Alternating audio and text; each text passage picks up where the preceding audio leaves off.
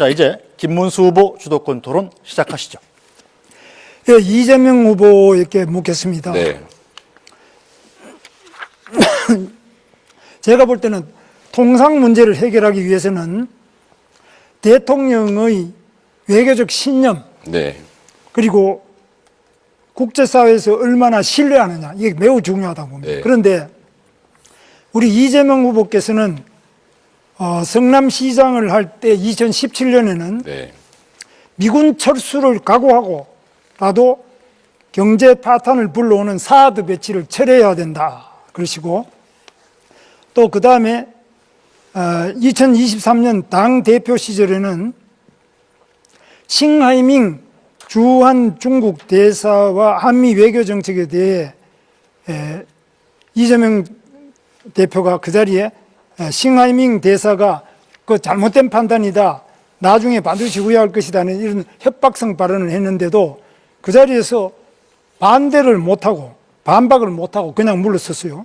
그 다음에 또 중국과 대만 사이의 문제에 대해서도, 그게 2024년 당대표 시절입니다. 우리랑 무슨 상관이냐, 중국에도 쎄쎄 하면 된다, 이런 식으로 이야기가, 이게 굉장히 말이 많은데, 사실 우리나라는 한미동맹이 매우 중요하지 않습니까? 네. 한미동맹이 기본축이 돼야 된다고 보는데, 이 부분에서 이재명 후보가 지금 하고 있는 발언, 그동안 해왔던 발언을 보면은 미국으로서는 상당히 끔찍할 정도입니다. 물론 권영국 후보께서는 오늘 이 자리에서도 계속 트럼프와 싸워야 된다 이렇게 하시는데, 뭐 싸워서 과연 무엇을 하자는 건지 모르지만은 이재명 후보님 생각은 사실 트럼프 대통령에 대해서 어떻게 생각하시는지, 과거 발언과 대비해서 걱정이 많은데 어떻게 네. 생각하십니까? 걱정 안 하셔도 됩니다. 네. 제가 말씀을 드리자면 한미 동맹은 중요하죠. 그리고 앞으로도 계속 확장 발전돼 가야 됩니다. 안보 동맹에서 이제 경제 동맹, 포괄 동맹으로 발전해 가야 되는 우리 외교의 기본축인 것은 분명하죠. 그렇다고 해서 거기에 완전히 의존하는 건 안 된다. 우리가 중국이나 러시아와 관계를 완전히 또 배제하거나 적대적으로 일부러 갈 필요는 없다. 제가 그 말씀을 드리는 것이고, 외교는 언제나 국익 중심으로 실용적으로 접근해야 된다. 이 말씀을 그렇게 드린 겁니다. 그런데 배제하자 이렇게 말하는 사람도 없고요. 그래서 우리는 한미 동맹을 기본축으로 할 때라야만, 또 미군이 우리 한반도에 한국에 주둔할 때라야만 우리가, 중국도 우리를 외교 상도로서 제대로 대하지. 만약 미군도 없고 우리는 핵도 없고 아무도 없고 동맹이 없다, 이럴 때는 중국이 과연 우리나라를 제대로 대접을 하고 또 상대를 하겠느냐, 이런 점에서 한미동맹이 기본축이고, 또 쉽게 말씀드리자면 6.25 때도 중국 공산당은 우리나라에 쳐들어와서 우리 적국이었지 않습니까? 미국은 우리를 도와줘가지고 우리 대한민국을 지킨 당사자 아닙니까? 그런데 어떻게 미국과 중국이 같은 수준이 아니잖아요. 그리고 그 분명히 그 중국은 북한하고도 가깝지만은 특히 6.25 때 우리 적국이었지 않습니까?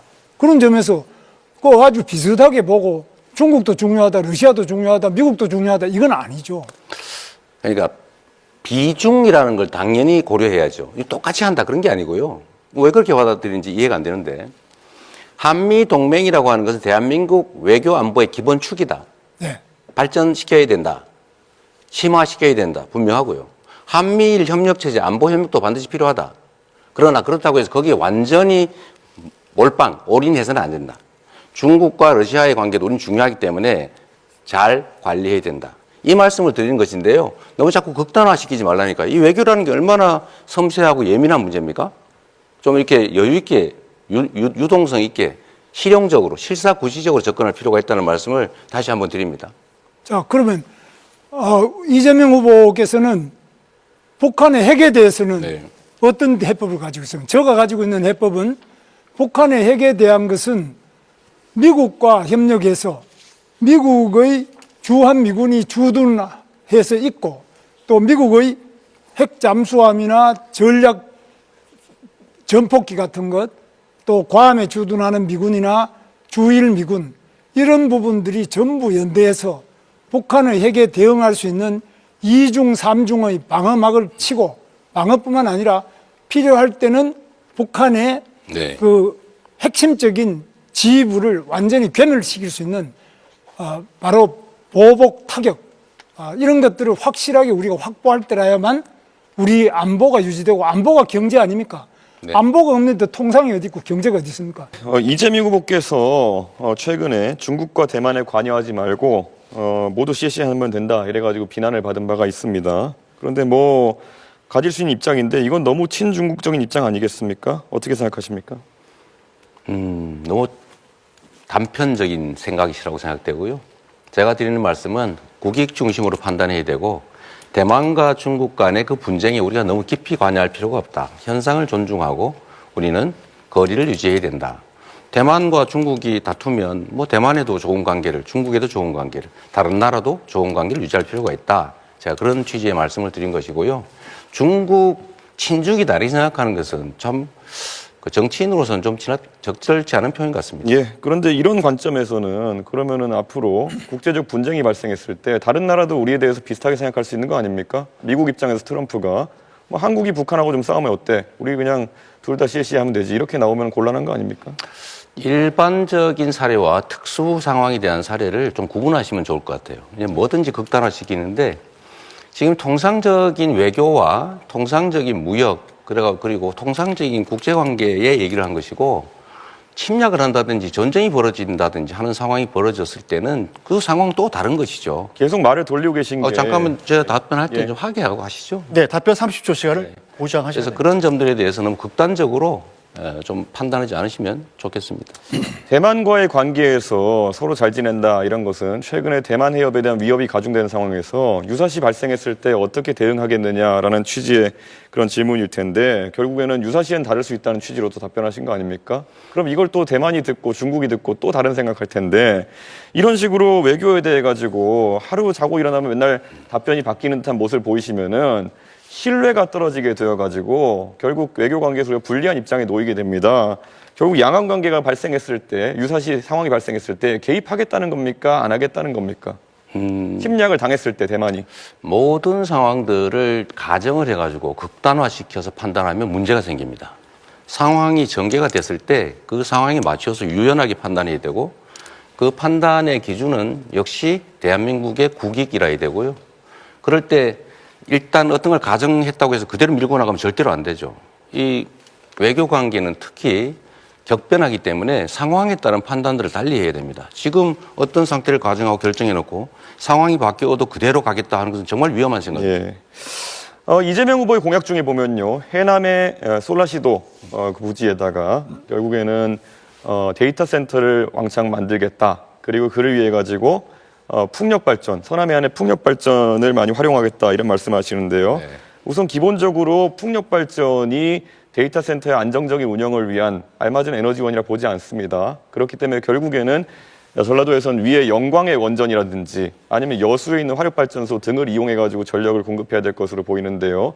왜 굳이 그런 불안정한 풍력발전 전원이 있는 곳에다가 이런 데이터 센터를 공약하게 되었는지 의문이고요. 그리고 지금 풍력발전 같은 경우에는 개발 및 운영의 66%, 제조의 83.4%, 금융의 100%가 외국에 넘어가 있고 대부분 그게 중국 쪽입니다. 터빈 분야에서도 보면은 우리나라 업체 점유율은 28%에 불과합니다. 그런데 이런 식으로 전력 생산 단가도 높고 실제로 중국이 많이 장악하고 있는 풍력 발전 시장에 대해 가지고 계속 이렇게 우호적인 발언하는 이유가 무엇인지 궁금하고요. 풍력 발전 같은 경우에는 태풍이 불어서 25m/s 이상의 바람이 불게 되면은 가동을 중지해야 됩니다. 그럼 데이터 센터의 기본적인 조건이 뭐냐면은 안정적인 전력 공급입니다. 그럼 아까 말했던 것처럼 영광에서 여수에서 전력 끌고 와야 되고 데이터 케이블 같은 것도 부산에서 끌고 와가지고 이걸 해야 되는데 도대체 중국을 위한 것이 아니라면은 이게 누구를 위한 것입니까? 자꾸 저를 친중으로 한번 몰아보려고 애쓰시는 것 같은데 매우 부적절하다는 생각이 들고요. 원래 이 데이터 센터들은 기본적으로 재생에너지를 쓰는 게 지금 표준이죠. 재생에너지는 기본적으로 간헐성이라고 하는 불규칙성이 본질입니다. 그래서 이 SS라고 하는 시스템을 넣는 거죠. 에너지 스토리지 시스템을 만들어서 많을 때는 저장하고 적을 때는 공급하고 또 기저전력도 공급할 수 있기 때문에 불가능하다 생각하는 것 자체가 좀 잘못된 생각인 것 같습니다. 그러니까 그 ESS라는 것도 하루 이틀 버티고 2, 3일 버티는 것이라서 제가 구체적으로 태풍 같은 상황이 발생해가지고 4, 5일 동안 만약 풍력 발전기가 가동하지 않게 되면은 계통 자체가 흔들리게 된다라는 말씀을 드리는 건데 그렇게 자꾸 피상적으로 말씀하시면은 토론이 되지 않습니다.